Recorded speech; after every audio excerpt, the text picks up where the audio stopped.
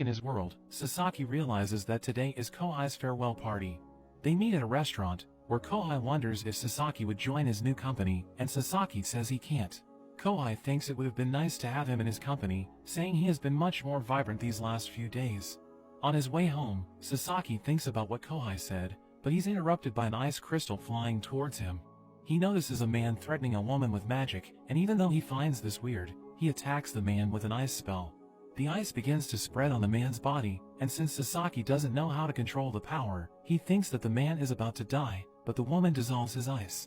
Seeing that he also has psychic powers, she asks him if he has a registration. He tries to play dumb, but she insists, and asks how long he has had that ability. He explains that he's had it for just a few days, and she asks him to accompany her, as he wonders if other magic users from Peep's world might have also come to his world. Before accompanying her, he asks to stop by his house, and she suggests bringing clothes, because he'll be spending the night elsewhere.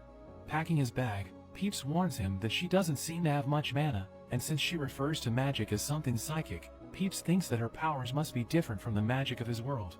Leaving the house with Peeps, Sasaki meets his neighbor, who tells him that she wants to talk to him. But Sasaki says he's in a hurry, so she agrees to talk another time. Sasaki meets the girl and apologizes for the delay, saying he will take his pet with him. She reveals that her name is Hashizaki, and she thanks him for saving her.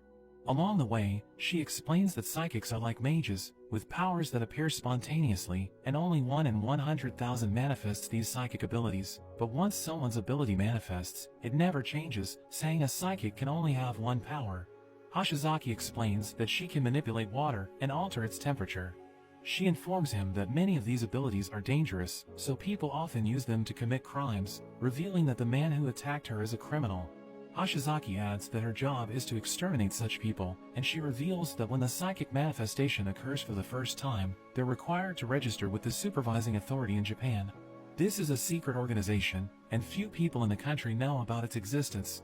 Upon arriving at a large building, Hashizaki tells Sasaki that he will be working there, and that he will receive all the details of the job during his training. She asks him to demonstrate his power, and Sasaki decides to show only one spell to not raise suspicions. Seeing that he can create ice out of nothing, she becomes excited, because she can control water, but not create it, thinking their abilities work well together.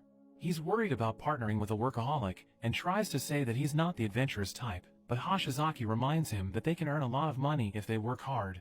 He remembers his commitments, and wants to ask Peeps to be transferred to the other world, but he's worried that the place might be surrounded by cameras.